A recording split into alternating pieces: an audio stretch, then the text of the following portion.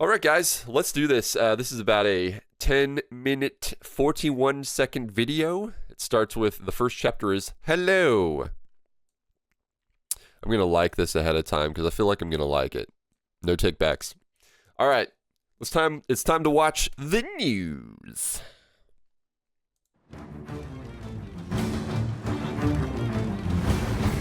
Hello and welcome to Sea of Thieves News. In this episode, we're training our spyglass on the exciting new features that are arriving with Season 13. Hold on. All right. Drew's exciting new features that... Dude, I'm already seeing stuff I like. Look at new and different. Look at it. Look at it.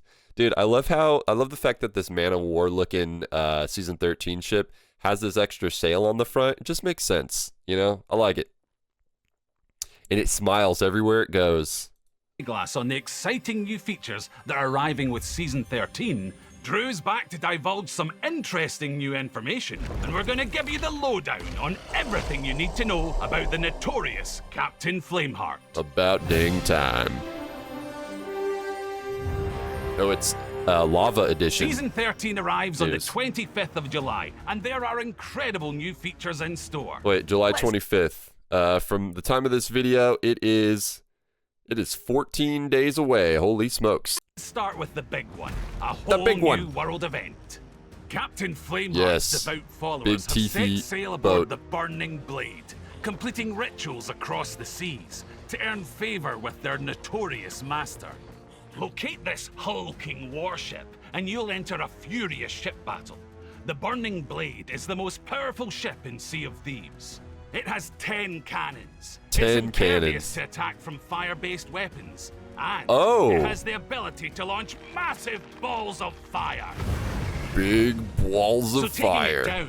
So you can't firebomb that ship like a galleon, because galleons, if you throw firebombs on a galleon, they light up and they're pretty much toast. But you can't catch this thing on fire. Interesting. So taking it down won't be easy. But if you've got the strength to secure a glorious victory, you'll be presented with a choice. You could continue to pummel the Burning Blade with more cannon fire, send it back into the depths below the waves, and get your hands on the Blade of Souls. Oh. An item that could be worth a considerable amount. Wait. Or you could choose to play that's an item I have in my cosmetics. Or you could choose to pledge yourself to Captain Flameheart and fall under his service. As the crew Hold on a second though. Can you use it to fight? You get like the depths below the wave. To secure a glorious victory, you'll be presented with a choice. You could continue to pummel the Burning Blade with more cannon fire, send it back into the depths below the waves, and get your hands on the Blade of Souls. It looks like you might be able to like actually fight with it. I don't know if it'll do anything extra other than just be a normal sword, but I mean, we already kind of have the cosmetics for that, but cool. An item that could be worth a considerable amount. Or you could choose to pledge yourself to Captain Flameheart and fall under his service. As the crew of the Burning Blade, you'll be tasked with completing rituals. All right, so you can either be like, yeah, I'm going to sink this ship instead of sink the ship, take its loot, turn it in, be done. Or you can be like, nah, dude, I'm going to do some other stuff for Flameheart. Maybe it lights people on fire? Oh, yeah, like a fire sword? And you'll do that at another new feature arriving with Season 13. Skeleton Camps. Skeleton Camp. Let's go. Dude, I love Skeleton Camp. Every year I go to Skeleton Camp and have a great time. Sea of Thieves.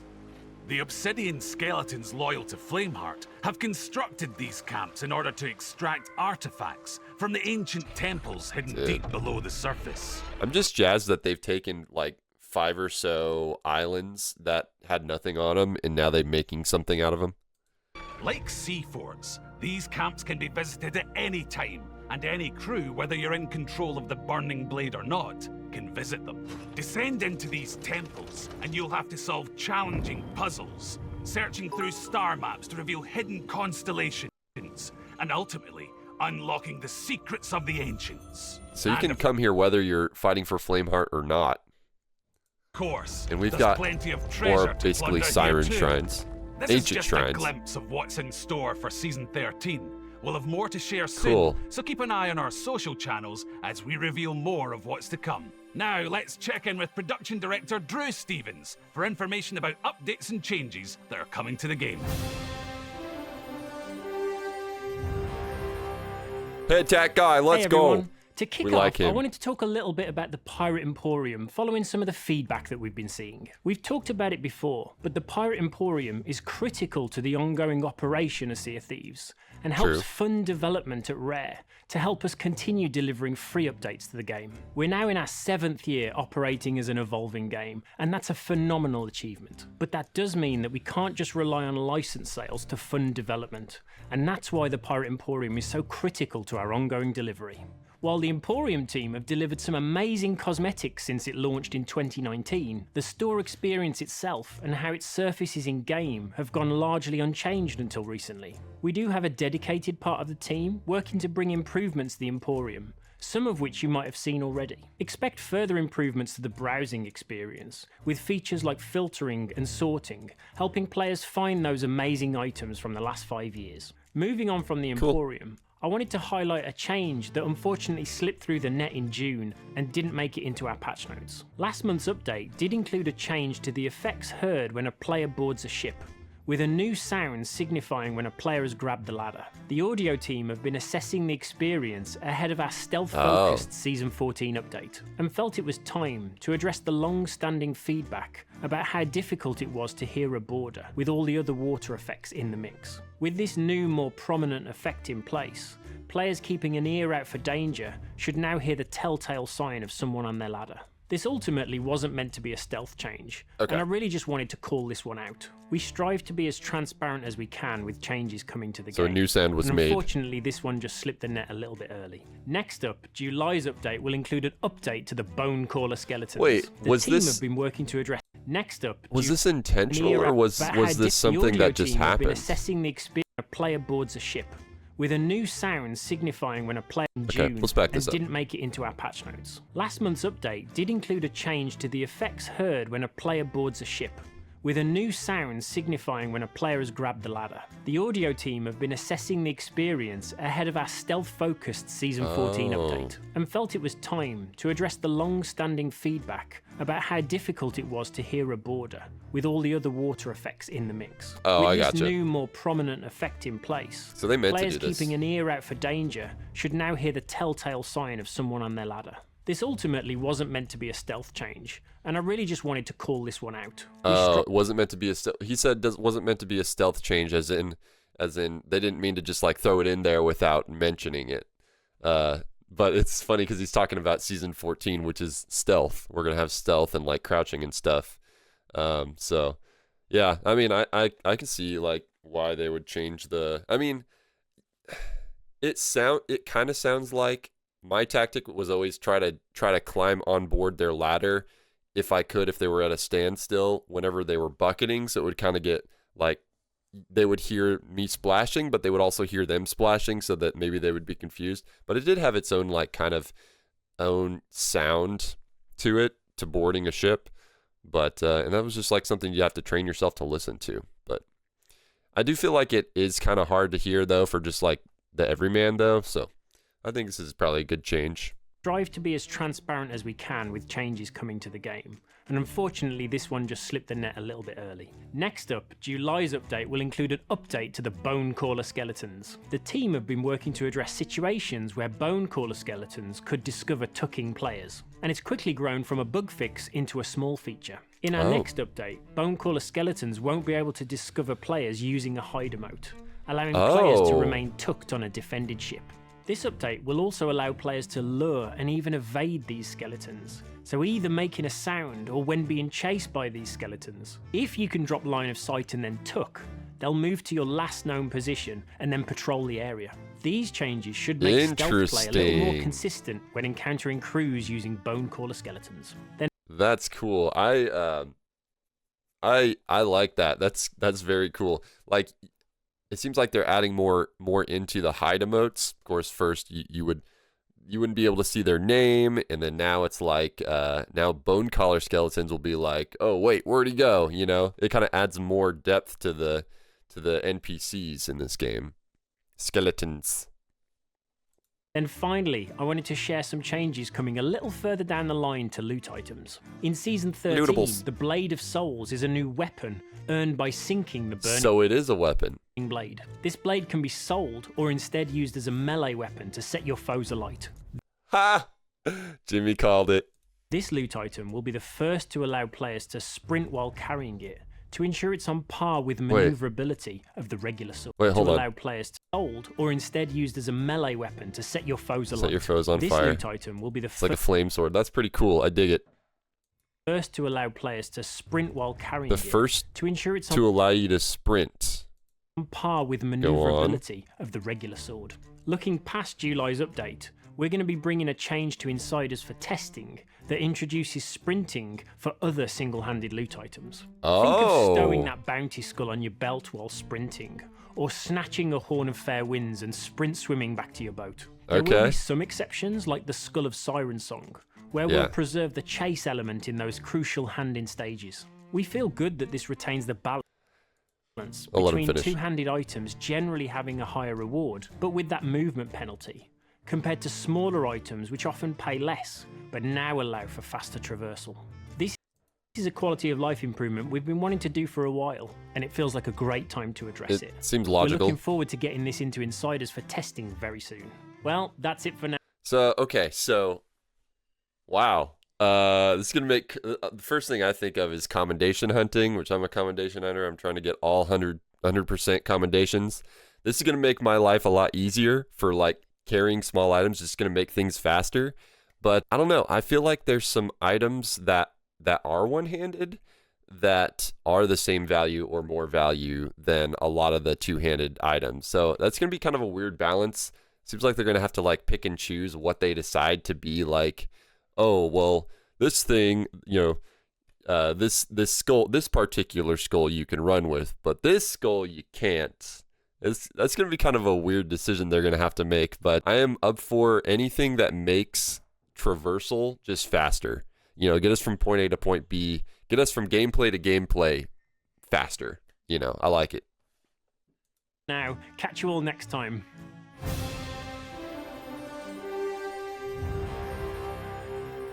With the launch of the Season 13 update on July 25th, we'll be stocking the Outpost stores with fresh new items. Add a literal feather to your cap with the proud... But yeah, back on that, like what Lotu says, one hand equals run, two hand equals no run. Yeah, that'd be a good way to split it, like he talked about. But then he said like how there's different values for different items too, so I don't know. He said like the Siren Skull, even though it's a one-handed thing, which I think it's a one-handed thing, or do you hold it in two hands? I don't even remember. But yeah, that's going to be a weird balance. Because like whenever you're doing stuff for like, you're doing gold hoarders and doing a vault, okay? You got a bunch of captain's chests or just like regular castaway chests that are like not really a whole lot of value, but you're not able to really run back and forth with them. But if you're doing like, hey, I'm going to kill a bunch of skeletons and do an Order of Souls mission, well, you got all these skulls and you're like, sweet, these are high value skulls and I'm going to just run with these, you know? It's going to be interesting. Honestly though, like if they make even 5 items faster to walk around with / run with, I'm happy. Real honestly. I'm not going to get too nitpicky about it. Like a new player will have no idea why they can run with some things but not others, until they realize there's an arbitrary value assigned that decides you can run or not. Yeah.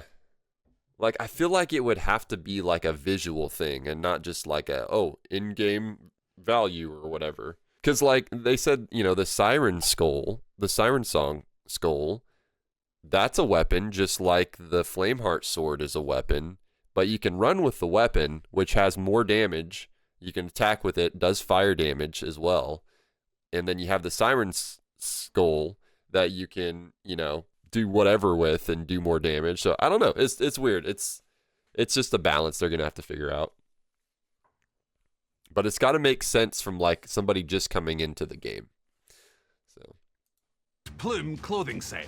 We can't guarantee that wearing this will allow you to rule the roost, but this brightly coloured outfit is certainly something to crow about.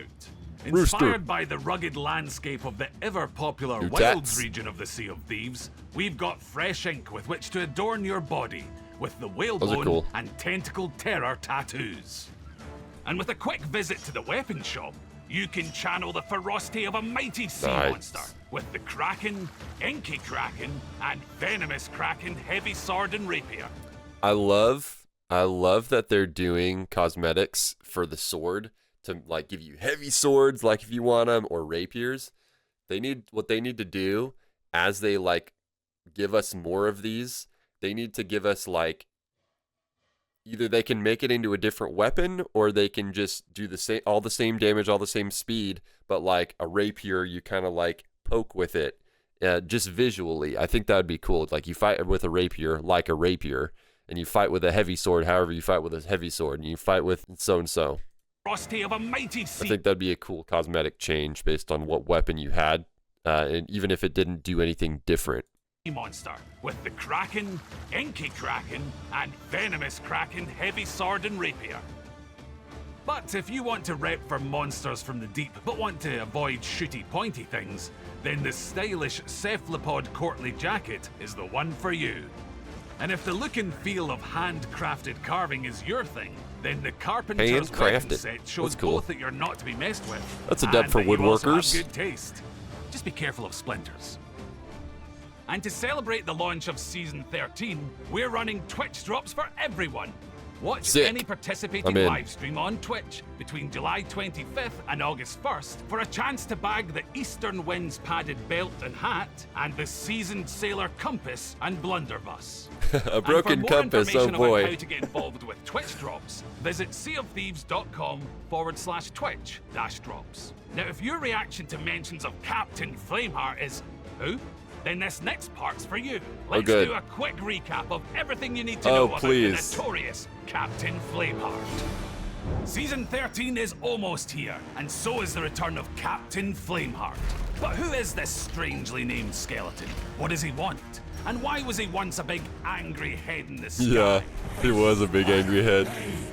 Flameheart was once a vicious pirate, cursed into skeletal form, who could even outmatch the Pirate Lord, and looked set to seize control of the Sea of Thieves. That was until a pirate alliance came together and was eventually able to sink his Burning Blade flagship, destroying Flameheart in the process. Well, mostly. Flameheart's spirit took refuge in the last place anyone would think to look, his own tomb. That's where he waited for somebody to one day release him.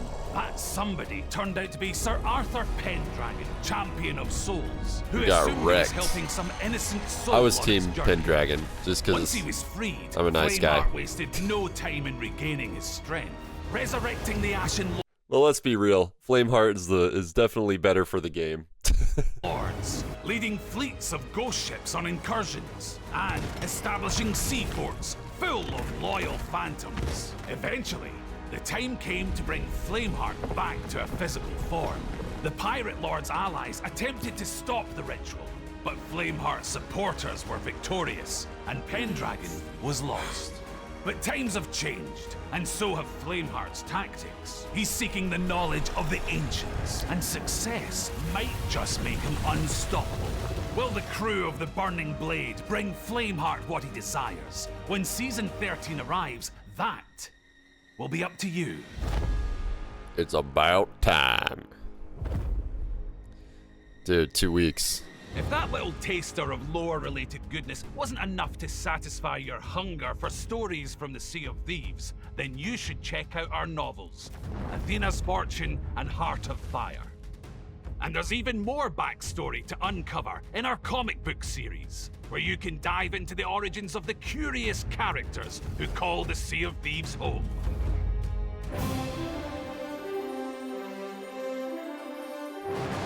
And that's it for another episode. Excellent. If you like what you just saw, and I do like what I just saw.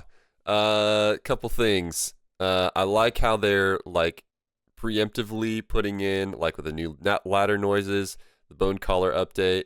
I wonder if that's going to affect other skeletons too, or just the bone collars. But like if you're like tucking on like a fort or something like that. I don't know. Yeah, like they're ahead of time. They're like, all right, let's start prepping things for season 14. Because it's going to be a big one with stealth and the grapple gun and all that stuff. And then we've got the more details on the new world event, which also is more than that. We got a new weapon, fire sword. And we also got these skeleton camps. These are cool. A lot of like stuff to explore. Maybe learn some new lore for the lore people out there. This looks fun. This looks cool. I like it.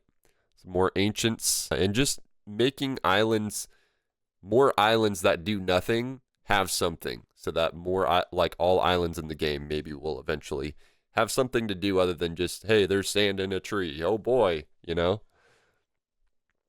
I like it. Is there anything else? Oh, running with loot items. I'm stoked about that. Just save me time. Save me more time, Sea of Thieves. That's what I want. All right. That is it. I like it. I'm excited. 2 weeks. 2 weeks. Yeah, new animations for each. That would be cool. Yeah. Yay! Get some drops. Isn't that the same belt they used last time? They do a lot of the rehashes, but recolors. Mad scared about that grapple gun. It's going to be different. It's going to be wild. Dude, imagine the grapple gun with the sword, though. Like, how much you could just get around. That'd be awesome, dude.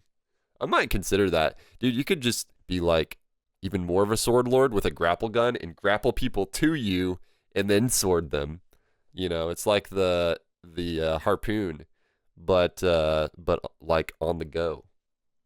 And being able to, like, fly around and stuff. Like, that's probably going to be in my toolkit for exploration and like doing quick little piddly quests here and there. You better believe I'm gonna launch that thing as we pass by a rock that we otherwise would have hit, and just like fly up onto the top of the rock and just look at the sea. That's gonna be fun. SoT Batman. Yeah, SoT Batman. Grapple gun and batarangs, dude. Dude, yeah, we just need like a bat-shaped bat-shaped knife skin. I like it. I'm happy. All right. Well, oh yeah. Of course, we have a red burb to watch via our friend the Flooper. Let's do that. Very important part of the stream. Favorites. As brought by Floops. He said, "Shoo me, Loomy."